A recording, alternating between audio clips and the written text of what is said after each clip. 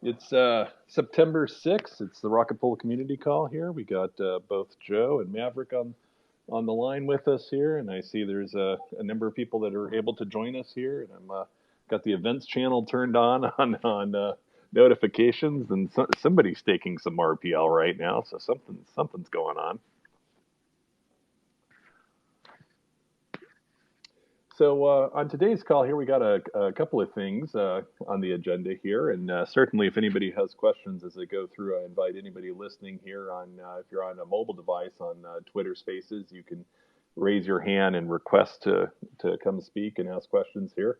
Thought maybe we could start off a little bit and just do a little bit of recap over the post Redstone deployment that happened and any maintenance items from there. I certainly want to talk about the merge, right? We're less than 10 days. I think we're at 9 days now, right? It's coming up. It feels like it should almost be the start of merge week coming here. We are probably, less than 24 hours on some rETH incentives, and there's lots of questions there that we want to spend some time on. And so it's going to be just kind of a jam-packed call here. And then last but not least, wanted to do a little bit of foreshadowing about the road ahead. I think many of the devs are hoping to take a long holiday after the merge, but but I'm hoping that it's Atlas that's really keeping them occupied. So we want to talk a little bit about that. And then there's some governance items. There's a proposal that just I think concluded its vote. We can take a look at a little bit and see how it turned out, and talk a little bit about some of the marketing and any type of alpha or bread that's coming down the pike. Does that sound like a pretty good plan there, Joe and Maverick? Sounds good to me, Hey, Ken. it sounds good. I'm going to have very little to be able to contribute here with those topics, but sure. Well, maybe Joe, we could start you off here on the first one, which is kind of post Redstone, right? I guess there was an issue here with one of the Merkle tree generations, and both a short term fix and a long term fix. You want to talk to us about that and just bring us up to speed? Oh, well, so yeah, let me clarify. There wasn't an issue with the Merkle tree generation. The Merkle tree generation worked as expected. And in fact, we actually have a new tool now. It's called TreeGen. It's a standalone tool that anybody can download. We put it up on GitHub. It's all open sourced and stuff. And it lets people basically generate previous trees from past intervals, or they can sort of like do a dry run of the existing interval as it exists today by starting at the beginning or the end of the last interval and then just going all the way up to whenever you happen to run it. So that's all working fine. There's nothing wrong with the tree itself. The problem was in the claim system, and specifically the RPL cumulative rewards calculation. That's where the problem was. We right now, or the we'll say previously in version 161 and below, the smart node would essentially crawl through the event logs that get emitted by contracts whenever interesting things kind of happen. You have the option of, instead of storing data on chain, you can emit one of these event logs, and that's usually used for like diagnostic purposes, for sometimes informational purposes, but mostly it's just a way to be able to kind of like quote unquote store data without having to pay for gas for storing data. So what we were doing was kind of crawling these event logs because we didn't know exactly when the snapshot happened, and just looking for it. So we would go through effectively every single block looking for the one that contained the snapshot that we were interested in. And on Prater, that works fine because Prater doesn't have a whole lot of event logs. There's not a lot going on Prater. It's a test net. Right? It's just people kind of screwing around a little bit, but there's not major traffic going on. Mainnet is a different beast entirely. And crawling the event logs on mainnet is expensive, and there's a lot to get through, so it takes a really long time. And by itself, that's okay. It can be done. The real problem comes in when you put in checking rewards for past periods as well. So looking at legacy RPL cumulative rewards that you've earned pre-Redstone. Because we do the same thing for that. We crawl the event logs to calculate how much you've actually earned. And since the smart node is stateless, it doesn't actually kind of like record anything locally. It does that calculation every couple of minutes when it refreshes the metrics. So combined, those two events crawling things essentially took longer than 5 minutes to complete, but the metrics event of not the event, but the sort of like the metrics loop, we'll say, triggers every 5 minutes. So if it takes 5.5 minutes to finish, then it'll be running through the first one, and then it'll start the second one before the first one has finished. So now you have two of them running, which makes them both go slower, and then it'll start a third one on top of that. And it was just sort of this cascading, compounding, massive load on your CPU as your ETH1 client was constantly crawling the events and it never really finished. So that's what happened with 161. And I'm going to do a more detailed write-up in the DAO forum. It's kind of like a researchy post, sort of like I did with the candidate design for the smoothing pool, to cover all of that in gory detail and stuff, and talk about how, or at least a candidate design that I have for fixing it, and seeing what everybody thinks about that design. Because maybe there's some better ideas out there, and this is just something that I've kind of come up with. And that's one of the nice things about the community, is they're always happy to help me riff on ideas and improve them and stuff, instead of me just kind of going off and doing my own thing. But in a nutshell, essentially, that's what went wrong. And how we fixed it right now is we more or less hard code the specific blocks that those events were emitted on, so we know exactly where to look since they were in the past. And then in the future, going forward, we say, okay, you want to look exactly one checkpoint rewards interval into the future, and then do like a plus or minus 10,000 blocks as kind of a window. And you just keep doing that forward-looking thing. So that'll hold us off in the short term. It's good enough that it'll get us to a more general purpose solution, we'll say. But 162 is fine for now. Okay, perfect. Yeah, Joe, you answered kind of all the questions on there. So Sure. in terms of Redstone there and the Merkle tree generation, we think everything's good and kind of set on. Yeah. Yeah, we think everything's good. So we have a couple of people in the community right now that are looking through the official spec. So one of them is A35U. He asked me to put together a formal specification for how the tree is generated and how the rewards are calculated. And I did both of those things and put them up on the research repository. And now he and Patches and Puteris are all kind of like looking at implementing their own version of this to make sure that my implementation follows the spec that was put together, and it doesn't deviate in any way. There's no bugs or anything like that come out with the rewards calculation. Oh, way cool. Yeah, well, definitely if it's got, A35U and Patches on it, I mean, heck yeah. That's Yeah, it's pretty good. Yeah. So then let's talk about then your favorite thing, the smoothing pool. And I was just actually had trading up here, and I see that Britcoin is in the trading channel, and he's the guy that got smoothiepool.eth. He was the first donation, yeah. Yeah. So I saw that in the thing while we're chatting here. But tell me about it. I mean, I think it's been a success, right?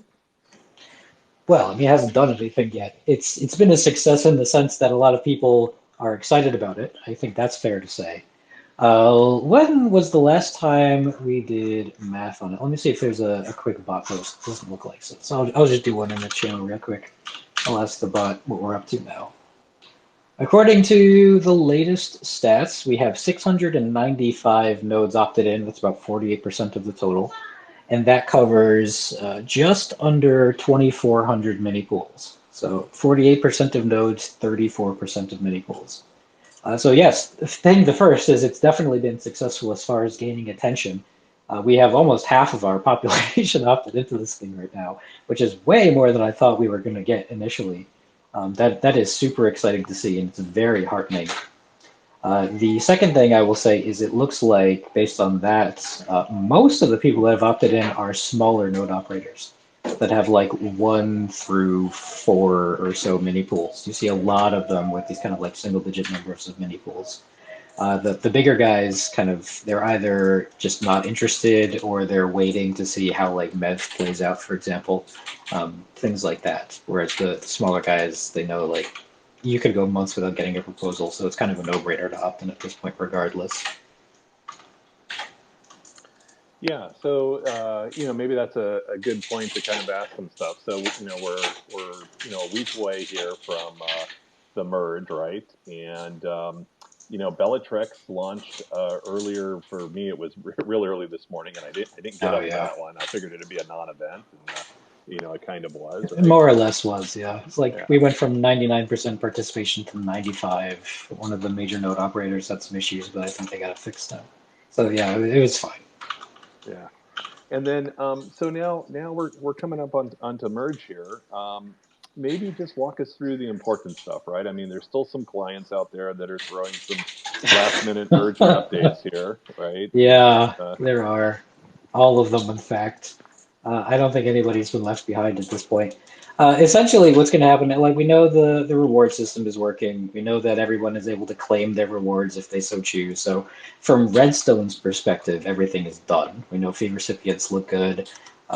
We've had people that are hybrid, reverse hybrid, vanilla Docker, native, all kinds of configurations walk through the fee recipient process and make sure that it works as expected. And it seems like it does now. So that's not much of a concern. Really, all there is like now that Bellatrix has happened, all of the clients should be telling you, hey, you're merge ready. So you want to see that in your logs for like your ETH1 and ETH2. Nimbus has kind of a bug right now where it says, or the ETH1 client will say the consensus layer hasn't connected in a long time. Make sure that you're good to go. Even though it actually has connected, it's just like a cosmetic timing thing. But everything else should be all set. So if you see that message in your logs, then you're good. I mean, you're ready for the merge, like it says. And at this point, if you're using the rocketable configuration, the smart new stuff, you're good. Yeah. And so I'm reading chat here, and there's I guess a little bit of noise from maybe a keyboard or a bag of Doritos on your end. So just oh no, that's my wife has a mechanical keyboard. Sorry. Oh. I'll mute when I'm done. A gaming keyboard here, perfect. Yeah, pretty much. So now tell us, okay, I mean, everybody needs to be on version 1.6, right? 1.63, I guess, is what we're recommending for everybody. Well, 1.6.2 is the one that's officially out right now that fixes the rewards claiming and the CPU catching fire. I will almost certainly have a 1.6.3 out. I'm waiting for a couple more client updates that I know are coming. Bisu has one coming tomorrow. Nethermind has one coming tomorrow-ish, maybe later in the week. I think Nimbus has one more as well that they need to put out there. So once all of those kind of come out, I'll do a 1.6.3 with a couple of little community fixes and things. So for example, some of the guys running TreeGen have asked to make the output a little bit more clear. So to put like percentages on things since I do periodic kind of like progress updates as I go with that. There's a problem with the node claim function, like cosmetically, there's just a display. If you're over 150%, it'll say you're at 0 instead of 150, even though you're not. So there's a couple of little cleanup things I gotta do, nothing serious, nothing like major that affects functionality, and then just contract upgrades, client upgrades, excuse me. That's what it'll be. Okay, perfect. And then maybe just tell me, okay, so merge happens. Obviously, we're going to be doing something. I guess I'll ask a question here in a second about what Rocket Pool's merge viewing parties are and what's the plan. But what do we expect afterwards? I guess if everything goes successful, right, our validators should be earning inclusion fees and any MEV extraction, right? That should be going to either our fee distributor address or the smoothing pool address. And like what would I guess a couple of questions here is, what are you and the devs going to be doing to the merge, and what should we be as node operators doing just to make certain our nodes make it through the merge? Well, there's two questions. It's like, what are we going to be doing towards it, and then what happens after the fact? So towards it, I mean, really what we're going to be doing is, well, what I'm personally going to be doing is just, again, stress testing every combination of clients to make sure that I got them right and stuff. I know they're right, but I have that kind of like that habit. I'll be the guy that messes with the PowerPoint 5 minutes before the presentation, right? That's kind of where I live. So I'm going to be doing that regardless, just to triple, quadruple check and all that stuff. Other than that, I think it's just going to be watchful waiting. There's really nothing to do except wait for the actual merge to take over and then look at all of the execution layer and consensus layer logs and make sure that we see those pandas and that we all finalize collectively on the same block. And then there will be victory and celebration and confetti flying all over the place. Yeah, you know the drill. After that, we're going to sleep for like 3 days straight. And then I think we will probably start working on near term, a combination of Atlas stuff, which you'll probably get to next. That's less in my wheelhouse. It's more in like Kane and Langer's wheelhouse. And then we'll probably continue the conversation about MEV and MEV boost and relays and what to do with those and things like that. That's going to be the big priority near term. is how to handle that. Yeah. And I guess if I'm following a couple of chats correctly here, and I apologize here, I can't follow trading. The rolling blackout just hit Sacramento region here where I am today, so I'm sitting in a darkened room on my cell phone. But the MEV boost, I guess none of that's really, the relays aren't going to be turned on until some period of time after the merge, right? Just to kind of keep. I mean, it's like it's something like 10 minutes after the merge, like an hour after the merge. It's a very short period of time. So if you're gonna have something kind of connected and ready to go as far as the relays go, then there's no reason not to have it done now, I don't think. We're giving everybody kind of a grace period while we sort of assess the current kind of like situation of all the things before we mandate that people use it, so we can make sure they're not stealing anything. So there's a little bit of a window where you can play around and experiment and see if you can make it work, and if not, tell us about it and we can try to troubleshoot together, that kind of stuff. So yeah, that's why I say it'll be short term. Yeah, I'm glad you kind of brought that up. I mean, I guess there's a couple of things, right? There's setting the fee recipient, right? And the rule should be, even if it's not going to be actively enforced, is the fee recipient should follow the rocket pool rules, depending upon if you're just using your fee recipient or you're using the smoothing pool, correct? Yep. The fee recipient rules are very clear, and they are the same regardless of what happens with MEV boost and relays and all of that stuff. We know that there are different ways of blocks actually being proposed by MEV boosts. For example, a popular one is the proposer ends up providing their own fee recipient, and then they submit a transaction at the end of the block to your fee recipient, the proposer. So we can still check it, and we can still make sure that you're following the rules. So the rules don't change at all. Like infrastructure-wise, some stuff changes, but the rules themselves that you guys have to follow are all the same. All right, we have a first question from a person that just joined us here, ivylyn.eth, if you'd like to go ahead. Yeah, close enough. Evelyn, thanks a lot for the opportunity. A couple of questions. One is whether the plan is to bundle the 4337 account abstraction extension for GET to the Rocket Pool nodes in the near future for extra MEV. And then I have another question about hardware. Okay, I mean that's a proof of work extension, if I understand your question right, and that goes away with the merge. You don't need that anymore because now the consensus layer is the thing that's in charge. So GET doesn't need to worry about MEV anymore. No, sorry. So it'll all be done through. Sorry, I didn't get clear. I was asking about 4337 account abstraction. Oh, you're talking about an add-on to Guess that that does the abstraction stuff. So what I think we could do, presumably, that's not actually like proposer related. I don't think we're going to include it in the smart node stock because we have people that aren't running Guess. But that sounds like it could be provisionally a good add-on. So we have a new section for like community built add-ons that you can optionally opt into to do extra things. Like we have one for the graffiti wall for now, and that sounds like it could potentially be one of those.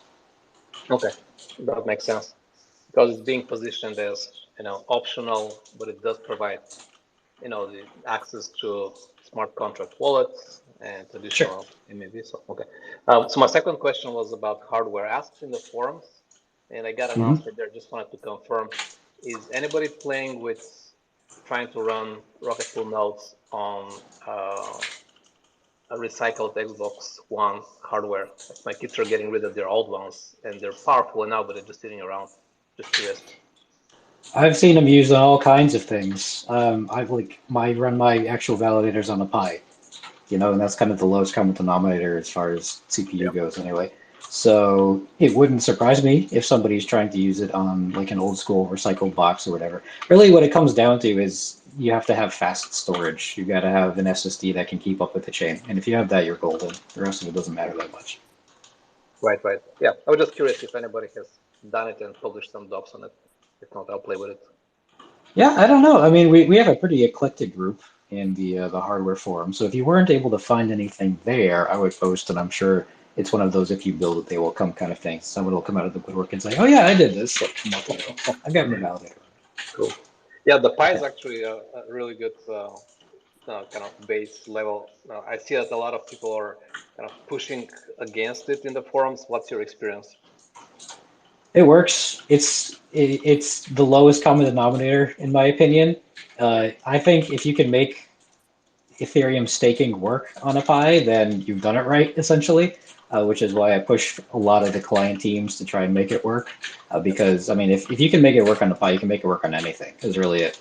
And it just goes to show, like, Ethereum really is that accessible, it is that scalable, it is that, we'll say it's that impressive when it comes to a energy reduction versus proof of work today, that kind of stuff. So, again, I run mine on a Pi right now.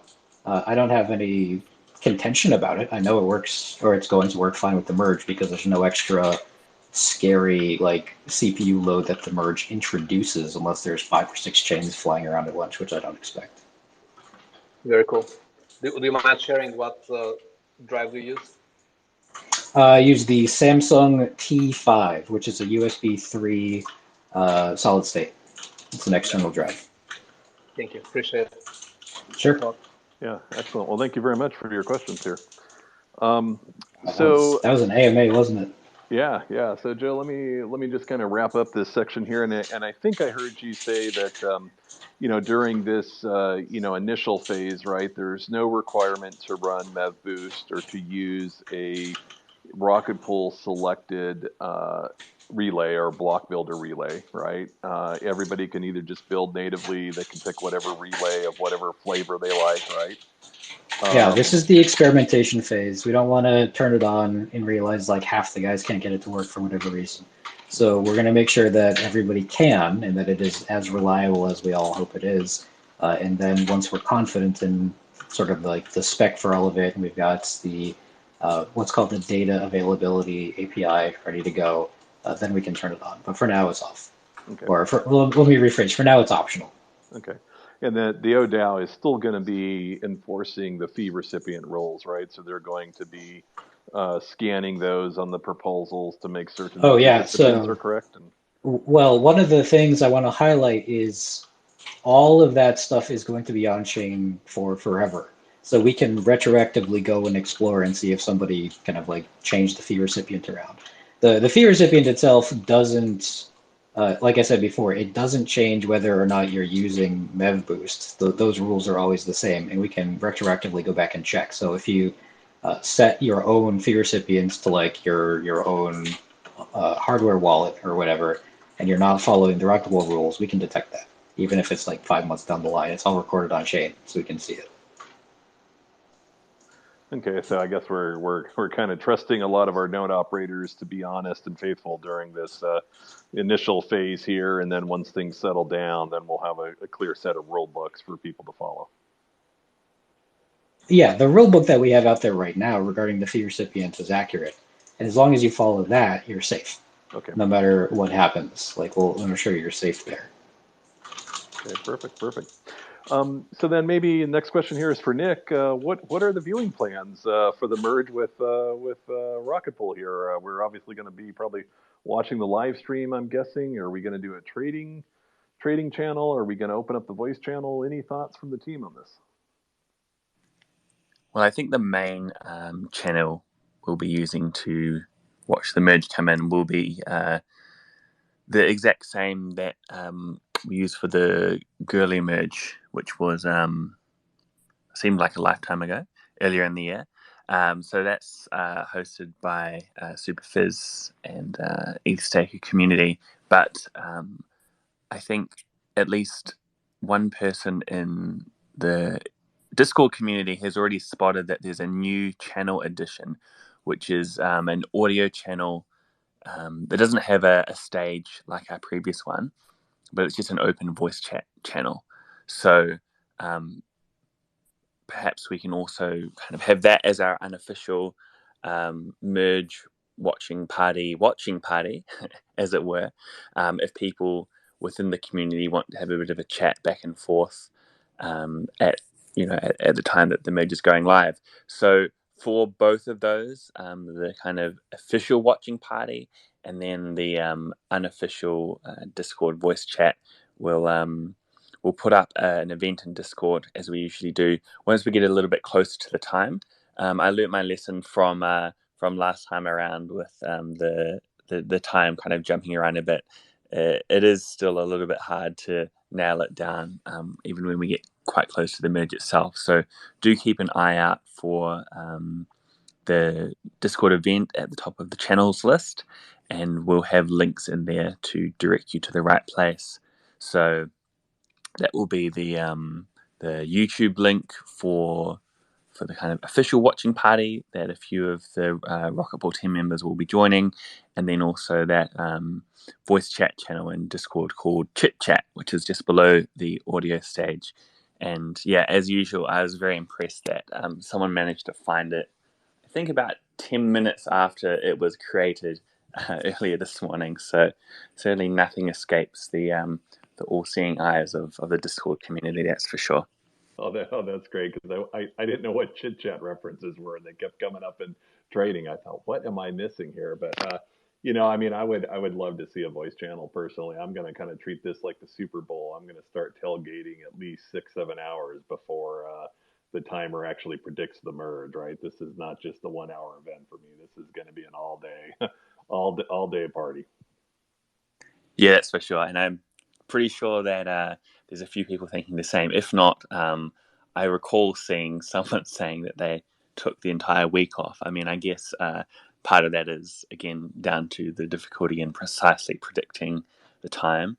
But yeah, this is, it's kind of a once in a lifetime event. Certainly, the way I like to describe it is the most anticipated event in the industry so far, right? So this is, definitely not a kind of 30-minute watch it come in and hopefully all going well. That's done and dusted. I think there's going to be a few people hanging around for quite a while in that audio channel, and I'll certainly be there kind of hanging out and, watching it all go down. Yeah, perfect. I can't wait. You're getting me excited just thinking about it here. So maybe let's talk a little bit here about the rETH incentives. I know the IMC team has been working pretty hard at bringing these to reality. I've been somewhat busy here with the Bullcast last week, and then just trying to get caught up here after the 3-day weekend. But so what is happening? Kind of bring me up to speed. Where are these incentives? How do I get them? How do I ape into this? Yeah, I think there's been a lot of people kind of discussing this topic for a while and looking forward to the day that the incentives would be here. To quickly recap, the purpose of these incentives are to drive rETH liquidity, right? There's been at least a few that I know of instances where certain parties, whether they're individuals or DAOs with treasuries or whatever it may be, interested in taking a large position in rETH, but the lack of sufficient liquidity for their size makes it not really possible. And these liquidity incentives will help to address that. So in terms of the whole program coming live, there were a few votes recently which helped to set up the incentive management committee. So this exercise is driven by the community. I'd say the best place to stay up to speed with the incentives as everything develops is the thread under the governance channel in Discord. So there's a lot of great discussion going on in there, and it's probably a good place to have your say if you have any thoughts on the matter. We do have that committee that's set up, but that's not it's not just up to them to kind of make the call. So if you've got any suggestions as to how best the treasure the PDAO funds can be used to incentivize liquidity, drop them in there. On this topic, it's probably worth noting that since this course started, Dave dropped some thoughts in the kind of parent governance channel on the topic of PDAO funds. So I would highly recommend everyone, even if you're not necessarily interested in the whole liquidity incentive side of things, to have a read of what Dave's written there.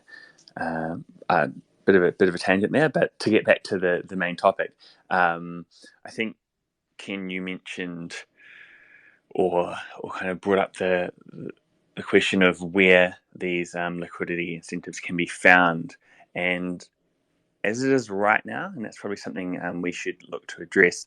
I don't think we have kind of a single reference point to kind of direct people to where these incentives are. There are a few of them, and well, first of all, I guess one thing that probably everyone is aware of from earlier in the week is the Beethoven pool on optimism, which is currently paying out, let me just load it up here, I think it was around 16% APR right now, and it's got 2.5 million TBL, so not too bad. And that APR is largely due to a chunk of balancer rewards. The intent is to also load in the OP grant tokens to this pool, at least some of those tokens, and that's something that we've been talking about for a little while. The team has a call with OP on Friday to kind of follow up and discuss how best for us to take ownership of these grant tokens. So that's kind of the next step along the line to getting the tokens loaded into this pool. So that's certainly something that you'd want to keep an eye on, and we will provide updates on that as they come through. But probably more importantly, we've got some incentives that are going live. The time zones are still getting to me a little bit. I think it's 24 hours or so from now. And in addition, there's voting that just recently closed with Aura. When did that end? I guess less than 12 hours ago.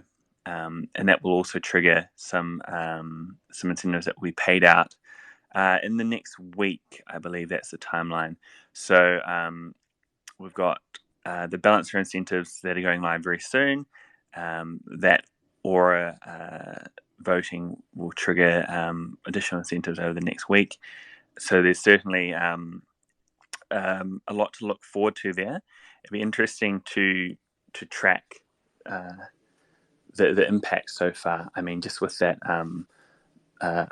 the balance rewards being paid out in the optimism pool, we've already got that 2.5 million TVL, which is not too bad. And I seem to recall some estimates for that being kind of in the 1.5 to 2 million range. So good to see that's tracking relatively well so far.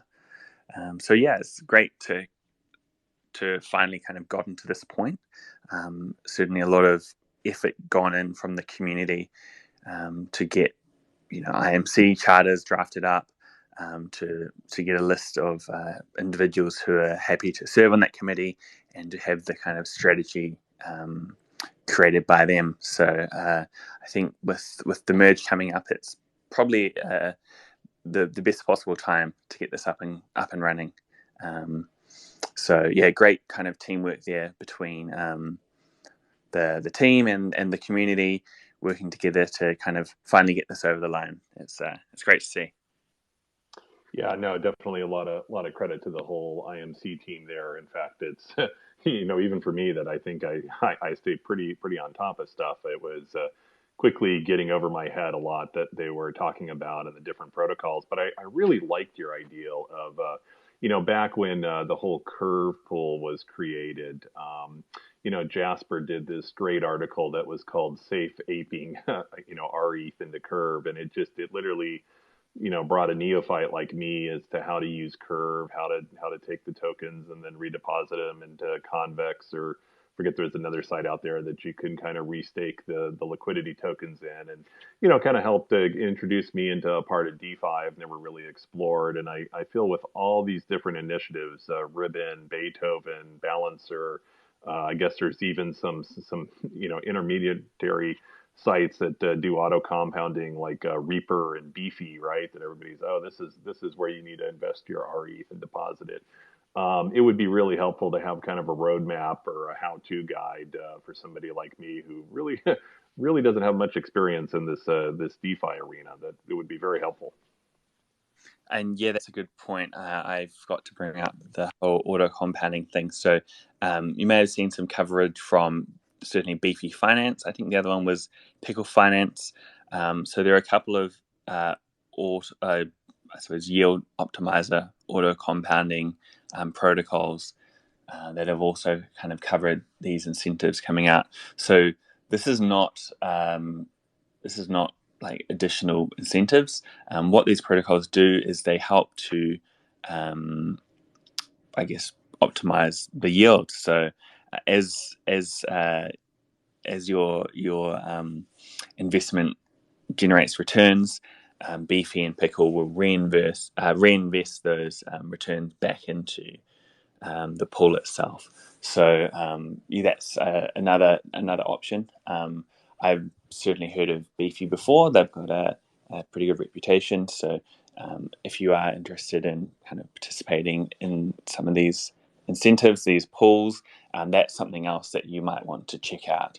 There was a suggestion that we could have a section on the website kind of talking about where to find these opportunities. So that's something that perhaps we can discuss the team on a call later on. But certainly, I would say a very good resource to cover not only liquidity-related topics, but any really breaking news in the world of Rocket Pool is our intern who's hard at work, kind of trawling through Twitter, seeing what they can find in terms of discussions on Rocket Pool. So it's very rare to find something escape his watchful eyes. So if you give that account a follow, you're sure to be kind of kept up to date with all the various developments. So just a quick plug for the intern there. That's at RP_intern on Twitter. Excellent. Thanks, Nick. And so it sounds like these incentives will start here within a matter of days, right? Yeah, that's the one. Not long to go now. Okay, excellent. And maybe I could take your last suggestion of that the part on the website, right? Not only to talk about the incentives and what's the liquidity pools that are being incentivized in the coming days and weeks ahead, but also just rETH is beginning really to gain some integrations in the DeFi arena. I just saw somebody posted about Alchemix now having an ability for rETH, and I wasn't aware of that, and so I thought, oh, that's fascinating. And it kind of brings me up a question that's in our next section here after the merge, which is there was a little bit of talk in the Discord about perhaps taking the website and making it open source, so folks could do pull requests to maybe add updated DeFi integrations or more safe aping things. I know there was some resistance in the past about that, thinking that might be giving away some of the keys to the kingdom here, but has the team ever talked about if the website could become open source? Yes, for sure. That is a discussion that's come up more than once. And I think the main concern here is around safety. So right now, I believe at least half an hour every day is spent trying to deal with kind of impersonator scam sites that get set up, reporting them, and trying to make sure that no one gets exposed to the potential loss that those sites could cause. And the fact that the Rocket Pool site is not open source makes that process relatively straightforward. But even still, it is kind of a drag on the team's resource that could be better spent elsewhere. And I'm certainly not the expert when it comes to this, but Nick mentioned that if we did make the website open source, that process would become significantly more time intensive, and it would reduce our ability to kind of stay on top of any of these impersonator sites that get set up. But in saying this, right, there is certainly potential for parts of the site to become open source. Certainly not promising anything, but it would be a lot more. Well, there's a high chance that would be kind of a solution that would still keep the safety side of things covered. So it is something we could potentially look at. But yeah, at this stage, making the site open source is likely not going to happen. Yeah, well, thank you very much for sharing that. Yeah, I guess it's always a balance between security and then accessibility, right? And I don't know, it does seem sometimes kind of challenging, right? You got to flip over to one site to rocket scan to pull something, and then you got to flip over to this other site, and you're thinking, man, if you didn't spend the last year in the trading Discord, you wouldn't know how to find even half this information, right? So I think that's going to be one of our challenges: is how do we make all this data and integrations just so much more apparent to the new user to really grow the protocol here. So tell me a little bit here about the road ahead after the merge, right? So we're hearing about Atlas. I saw that that Kane had already kind of thought he must be thinking about Atlas. He came up with a brilliant idea to save some gas on mini pool formations here. What do we think post merge? I mean, I guess it's going to be Atlas. We're hearing rumors that Atlas might happen maybe by the end of this year. It's certainly before withdrawals are enabled. What do we think is going to be in Atlas? Yeah, as far as I'm aware, there's still that target to have Atlas out around the end of the year, and there was, I suppose you could call it a bit of a reprioritization, or at least a refocus of attention. Previously, it was kind of staking as a service that was the main upgrade that would be included in Atlas, but that attention has shifted a little bit to LEBs, which is obviously a topic that's been highly requested from the community. So that's what the team's hard at work at right now. I'm guessing that the merge is kind of front of mind right now, as Joe kind of alluded to earlier. A whole lot of work going in to make sure that that all goes correctly, and then the 3 days of uninterrupted sleep afterwards, and then kind of back to it, looking at Atlas. I don't know if you had anything to add there, Joe, from like a development point of view, but as far as I'm aware, kind of everything's ticking along. And so like I said before, a lot of it is still in the contract development phase. So it's very much Langers and Kane doing their thing. And my part doesn't come until after they're kind of done and we know what to build against. So I can start putting the smart node together to interact with those contracts. So I'm kind of like, I'm happy to have them bounce ideas off me and stuff, but I can't do a whole lot of implementation work. That's all that. So watch this space in, I guess. Yeah. Well, I don't know, Nick. I think you pretty much had me at LEB 8s, right? I don't know what I'm more excited about, that LEBs or the merge. I got to think about that one for a little bit. So yeah, that's great news to hear that the team's actually thinking about seeing if those can go into Atlas.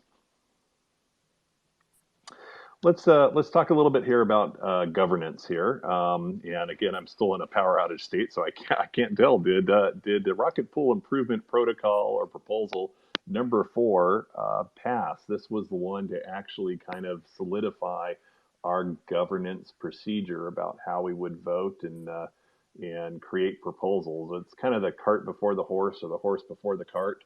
But how did it end up? Did it pass?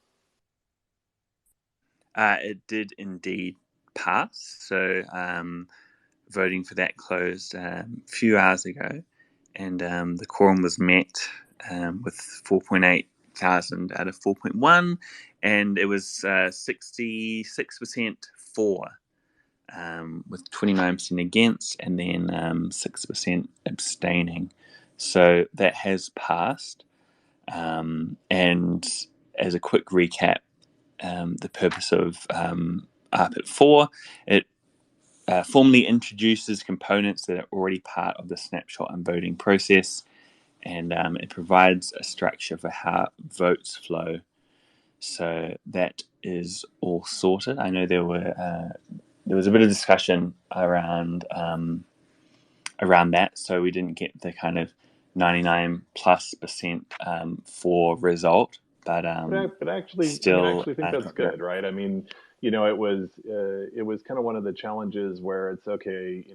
Wander just did a great job kind of documenting the process as it is now, but I know that there were some people that kind of voted against just because they were concerned about the civil resistance of the quadratic voting, right? But it actually, I think, engaged in some really good discussion. So I actually think it's better for us that it didn't vote unanimously or so one-sided.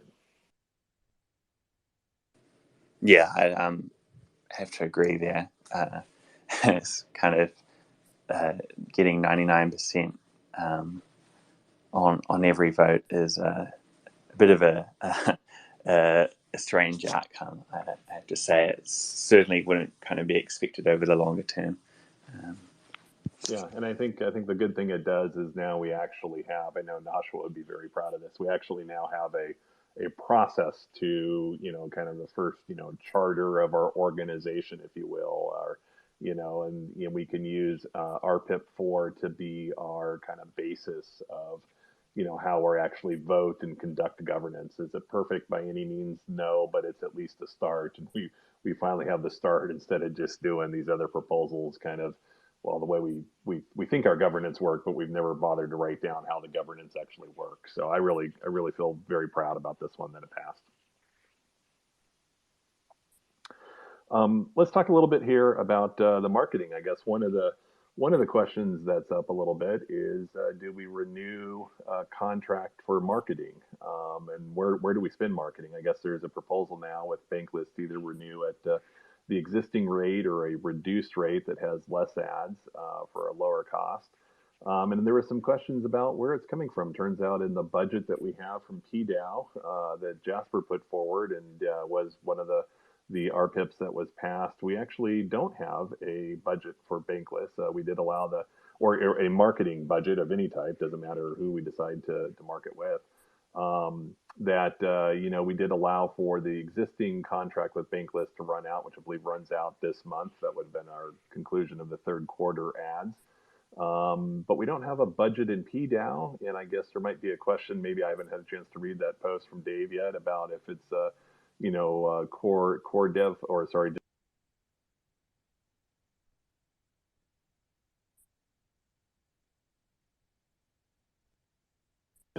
Sorry about that. I dropped for a second. That would be available for marketing. But where does the marketing budget come from, and what do we need to decide with the post on marketing? Well, yeah, certainly the current Bankless ads were funded from PDAO, and it sounds like there's a lot of support for utilizing those funds, a good chunk of them at least, towards liquidity incentives. I guess at the end of the day, it does come down to the opportunity cost of spending, right? We don't have an unlimited supply of funds, and it's certainly smaller than some other protocols might have. So we have to think pretty carefully about how best to utilize them. And I think that topic aside, there were certainly some points raised in the DAO forum about the Bankless ads that we've been running, and whether kind of 3 months starts to run into diminishing returns that you're promoting to the same audience, and whether the funds can be kind of better directed elsewhere. I have to say that's certainly a valid point, and I can see why there might be interest in using the fund for incentives. So that's not really a concern that I have. Excuse me. In terms of funds being available for marketing, there is a lot that you can do in the marketing world without spending a lot of funds. And if the benefit is to the protocol is achieved, if greater benefit is achieved with directing these funds towards liquidity, then I think that's a good approach to take. And certainly, if I recall correctly, there was a section in the budget that talked about what was it? It was like reserve funds or something along those lines. So I'm pretty sure if it did come down to it, there could be the use of some of those funds for marketing related expenditure. Yeah, perfect. And then let me just switch an order of these couple last items here. Maybe talk to us a little bit about some of the competitions that we have going on here and some new Discord features. Yeah, so competition, we've got the Bring Out Your Nodes that's still running, and that goes into next week, if I recall correctly. So there's an opportunity to win yourself a nice POAP and some RPL rewards. I think there are a few different categories, and each one there's potentially a couple $100 worth of rewards. So check out the Rocket Pool Medium account for all the details there. And there's still time to participate in that if you haven't already. In terms of other particular competitions, something possibly coming down the line in the next few days, so keep an eye out on Twitter for that, for an opportunity to win yourself a little bit more RPL. And then in terms of the Discord, we do have that chit chat channel that's been set up, and I guess the purpose of this is this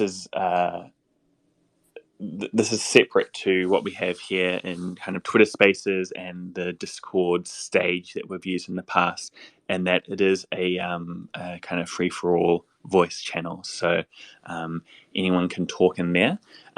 We may have to keep an eye on it in terms of just making sure that it doesn't sit open, but we'll certainly at the very least make it kind of available for semi-regular discussions, whether it's kind of once a week on a Friday, just to have a bit of a chat, not necessarily about Rocket Pool, but whatever might be happening in the wider crypto world, or about markets, or whatever it might be.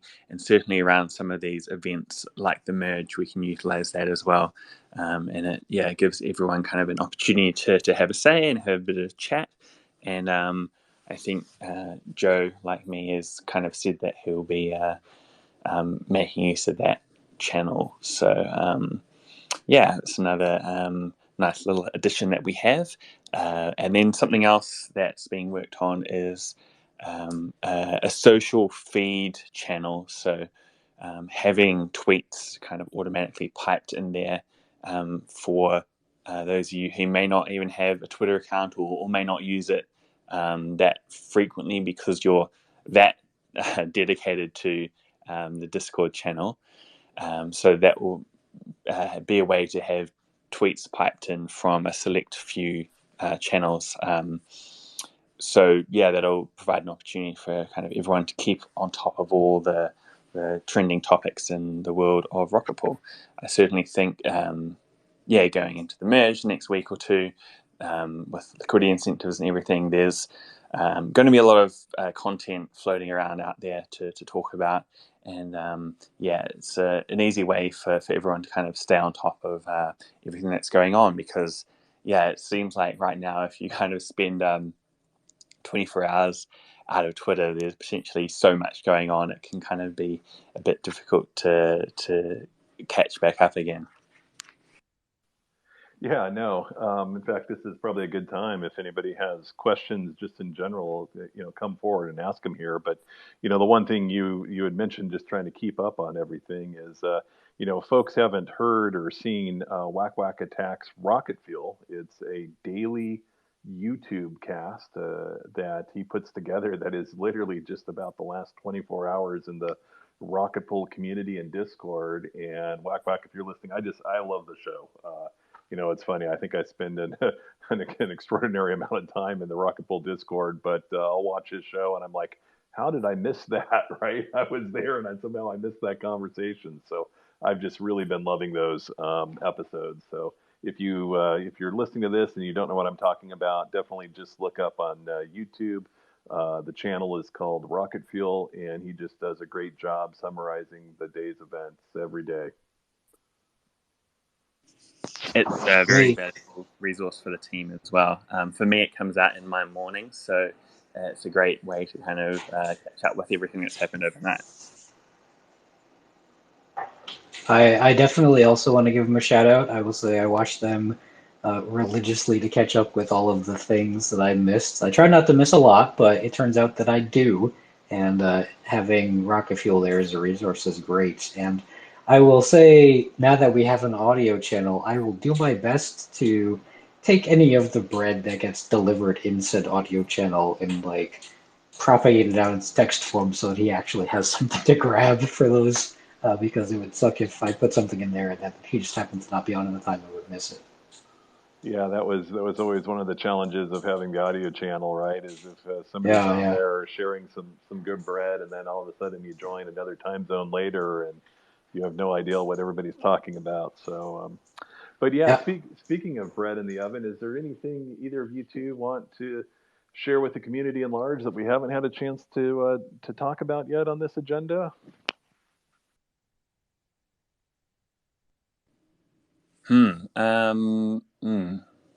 I think in terms of bread, there's nothing that comes to mind for me. Don't know about you, Joe. So I'll say from a smart node perspective, version 1.7, the first beta was out a while ago that had split mode for Nimbus and also introduced Lodestar. I'm probably going to be releasing a beta 2 at some point relatively soon that has all of the fancy goodness that we've built so far into it. That has like 1.6.2's better kind of claim system, better metrics for cumulative RPL and that kind of stuff. But it also has Nimbus split mode and Lodestar. So that'll be the next big update, is all of that stuff. Other than that, I don't think there's a whole lot of bread that can be delivered. There's not much I'm sitting on that you guys don't already know. Yeah, I was going to say, well, yeah, there's certainly a lot we covered in today's topic and from last week's, and I guess it's looking ahead here. We'll probably have Jasper's next community call on Tuesday, back at the regular scheduled time here, and that should be, by my calculations, perhaps less than 24 hours from the merge, right? And and then it's going to be merge day for us, right? I'm hoping that audio channel's up all day, and we're just going to enjoy it and celebrate. That's the one. Looking forward to it. All right. I don't see any other questions from any of the community members. I guess Joe and Mav, just thank you very much for joining in and sharing all that you do here. And yeah, I do hope you guys are able to get some sleep right afterwards. But trust me, I'll give you 3 days, and after that, I'm going to be asking every day when LEBs, when LEBs. So enjoy the little bit of break, and I'm looking forward to the merge here. I will enjoy my time, I suppose. Thanks for hosting, Ken, and thanks everyone in the audience for listening in, and we'll catch you on the next one. Yeah. Thanks, everyone. All right. See y'all back in the trading channel. Thanks, guys. Take care.